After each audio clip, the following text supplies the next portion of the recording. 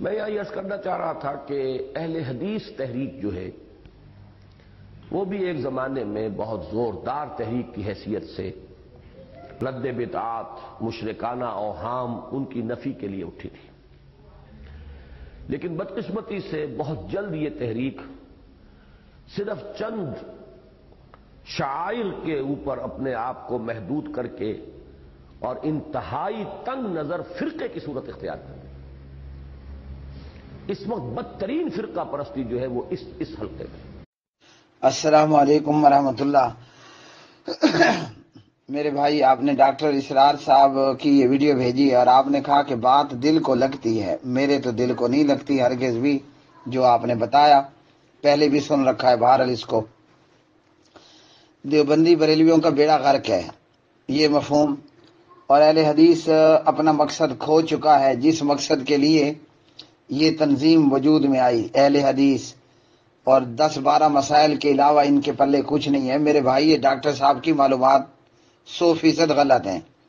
Doctor صاحب کا اہل حدیث کے حوالے سے یہ بیان بالکل غلط ہے، درست نہیں ہے۔ ہم اسے ڈاکٹر صاحب کی لا علمی، کم علمی اور جہالت ضرور کہہ سکتے ہیں۔ الحمدللہ اہل الحدیث وہ ہیں جو آج کل میں پیدا نہیں ہوئے۔ پہلے تو ہمیں دیکھنا چاہیے اہل الحدیث کا سن پیدائش کیا ہے، ڈیٹ آف برتھ کیا ہے ہماری۔ ہاں جی، دیوبندی بریلوی تو ہمارے سامنے ہیں، ابھی جمعہ 8 دن ہوئے ان کو، 1866 اور 1920 یہ دیوبندیوں اور بریلویوں کا برتھ ڈے ہے، جب متحدہ ہندوستان میں دیوبند کے شہر میں دارالعلوم کا وجود نہیں پڑا تھا۔ دنیا اسلام میں دیوبند نام کی کوئی چیز تھی ہی نہیں۔ اسی طرح البریلویہ 1920 کا معاملہ ہے۔ تو ڈاکٹر صاحب نے جو کچھ اہل حدیث کے حوالے سے کہا، آپ اس بات کو ان کی کم علمی، لا علمی اور جہالت کے ساتھ ضرور ایڈ کر سکتے ہیں۔ اہل حدیث کا جنم دن کون سا ہے؟ اہل حدیث کا ڈیٹ آف برتھ کیا ہے؟ تو میں یہ کہتا ہوں کہ جب حضرت مولانا جبریل علیہ السلام وحی لے کر آئے، اقرا بسم ربک الذی خلق، یہ کون سی جگہ تھی؟ یہ ہرا پہاڑ کی غار ہرا تھی، ہے نا؟ تو یہ ہے اہل حدیث کا ڈیٹ آف برتھ۔ اور اہل حدیث کے تعلق سے صرف یہ میری زبان نہیں کہہ رہی، اور میں بغیر کسی دشمنی اور بغیر کسی محبت میں غلو کیے یہ بات کر رہا ہوں۔ سچی بات یہ ہے کہ یہ وہ حق اور سچ بات ہے کہ جس سے کوئی بھی عقل مند انکار نہیں کرے گا۔ اہل الحدیث کے حوالے سے خطیب بغدادی رحمۃ اللہ علیہ نے باقاعدہ ایک کتاب لکھی، شرف و صحاب الحدیث۔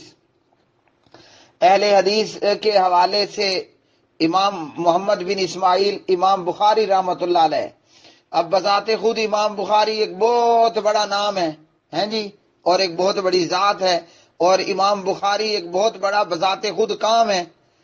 تو امام بخاری نے اپنے استاد امام علی بن مدینی سے سنا رحمہم اللہ تعالی، یہ مزید سونے پر سہاگا، ایک امام بخاری جس سے دنیا اسلام کا بچہ واقف ہے، اور پھر اس پہ سونے پہ سہاگا یہ کہ امام بخاری کے بھی استاد امام علی بن مدینی رحمہ اللہ، اور اسی میں ایڈ کر لیں امام احمد ابن حنبل رحمہ اللہ۔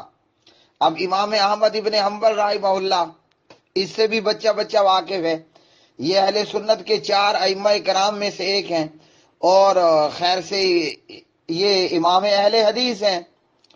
تو ان تمام لوگوں نے کیا کہا کہ جماعت حقہ، فرقہ ناجیہ وہ کون ہے؟ وہ اہل الحدیث ہے، اور کہا کہ اگر یہ اہل حدیث نہیں ہے تو پھر ہمیں نہیں معلوم کہ وہ کون ہیں۔ تو میرے بھائی، جس کی بنیاد غار ہرا سے پڑی ہو، جس پر ائمہ دین محدثین کا یہ کہنا ہو، ان متعلق کہنا کہ جناب ان کا مقصد پیدائش فوت ہو گیا اور چند 10-12 مسائل کے علاوہ ان کے پلے کچھ نہیں ہے، نہیں میرے بھائی، یہ وہ جماعت ہے کہ نبی علیہ السلام کا فرمان میری امت میں سے ایک جماعت ہمیشہ حق پر قائم رہے گی۔ اب یہ دعویٰ نہ دیوبندیت کر سکتی ہے نہ بریلویت کر سکتی ہے۔ یہ دعویٰ اگر دیدہ دلیری کے ساتھ اور جرت کے ساتھ اور ڈنکے کی چوٹ پر اگر کوئی کر سکتا ہے تو وہ فقط اہل الحدیث کر سکتا ہے کہ اللہ نزل احسن الحدیث فبأی حدیث بعدہ یؤمنون فإن خیر الحدیث کتاب اللہ۔ ہمارے پاس ہے اللہ کی حدیث، اللہ کا قرآن جو اللہ نے نازل فرمایا، ہاں جی، اور ہمارے پاس ہے جناب محمد الرسول اللہ صلی اللہ علیہ وسلم کی حدیث۔ تو کیا اللہ کے قرآن میں اور حدیث میں فقط 12 مسائل ہیں؟ الحمدللہ اہل الحدیث آج پوری دنیا کے اندر دین کے ہر رکن اور ہر شعبے اور ہر شاخ کو لیے ہوئے ہے اور اس پر موجود ہے۔ کتاب و سنت کے مطابق نماز ہو تو وہ اہل الحدیث کے پاس ہے، کتاب و سنت کے مطابق روزہ افطار و سحر ہو تو وہ اہل الحدیث کے پاس ہے، کتاب و سنت کے مطابق زکوٰۃ ہو تو وہ اہل الحدیث کے پاس ہے، کتاب و سنت کے مطابق حج بیت اللہ ہو تو وہ اہل الحدیث کے پاس ہے۔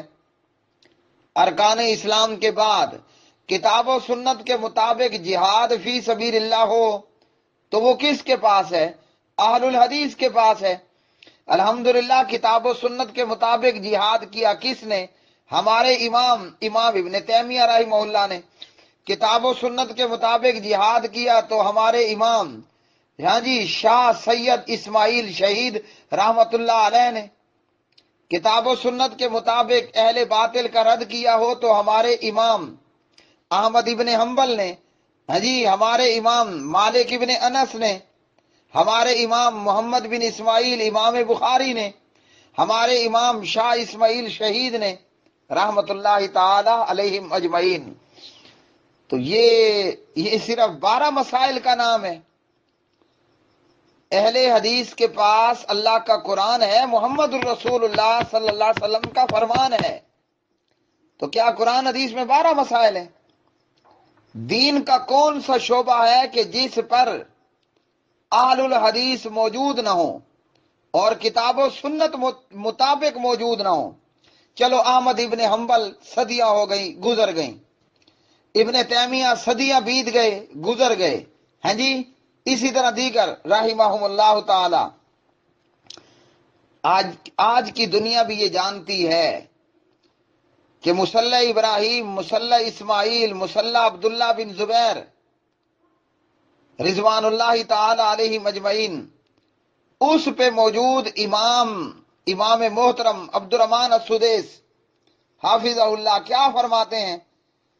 اہل حدیث کے پروگرام میں اہل حدیث کی تعریف کرتے ہوئے، حالانکہ اس سٹیج پر سدیس کو معلوم ہے کہ یہ جماعت اسلامی دیوبند بھی موجود ہے اور دیگر جماعتیں بھی موجود ہیں، لیکن اس کے باوجود دیوبندیوں، بریلویوں، باقی مسلمانوں کی موجودگی میں کعبے کا امام یہ کہہ رہا ہے کہ لکل مسلم ینبغی ان یکون اہل الحدیث۔ کیا کوئی پاگل ہے کہ صرف 12 مسائل لیے ہوئے لوگوں کے متعلق کہے کہ لوگوں تم بھی اہل حدیث ہو جاؤ؟ صرف 12 مسائل کے لیے اتنی بڑی بات نہیں ہو سکتی۔ کسی کو کیا ضرورت ہے کہ ایک جماعت کے پاس ہیں ہی 12 مسائل اور وہ پوری امت کو، امت مسلمہ کو کہہ رہا ہے کہ لکل مسلم ینبغی ان یکون اہل الحدیث، مسلمانوں اہل حدیث بن جاؤ، اہل توحید بن جاؤ۔ تو ڈاکٹر اسرار کی بات آپ کے دل پہ پڑی، میں اب وہ ورڈ کہتا نہیں ہوں، میرے تو دل پہ نہیں پڑی۔ تو یہ ڈاکٹر صاحب کی جہالت یا کم علمی تھی کہ اہل حدیث اپنا مقصد کھو چکے۔ الحمدللہ اہل حدیث جس طرح 14 صدیاں پہلے دین کی پہرے داری کر رہا تھا، اہل الحدیث آج بھی کتاب و سنت کی پہرے داری پر موجود ہے۔ ہمارے نظریات ہوں یا ہمارے عقائد ہوں یا ہماری سرحدیں ہوں، اہل حدیث ڈے 1 کی طرح آج 2020 کے اندر بھی الحمدللہ وہ اسلام اور ارکان اسلام اور ہمارے عقائد، ہمارے اعمال، کتاب و سنت کی پیروی بھی کر رہا ہے اور پیروی پلس پہرے داری بھی کر رہا ہے۔ اہل حدیث کے پاس فقط 12 مسائل ہیں۔ ڈاکٹر صاحب کی بات ہو بہو اسی طرح ہے کہ کوئی شخص یہ کہے کہ آپ کا بھلا ہو، وہ دن چڑھے ہوئے سورج کو کہے کہ میاں سورج کہاں ہے، یا کوئی سورج کو چراغ دکھانا شروع کر دے۔ ہاں جی، آسمان پر نہ بادل ہے نہ بدلی ہے، مطلب بالکل صاف ہے، اور دن دہاڑے ہاں جی سورج بیچ آسمان کے ہو، اور آپ لوگوں سے پوچھیں کہ لوگوں آج سورج کیوں نہیں ہے، تو اہل حدیث کے متعلق ڈاکٹر صاحب کی بات ہرگز درست نہیں۔ وہ اس معاملے میں کم علمی اور لا علمی اور بے علمی کا شکار ہوئے ہوں گے۔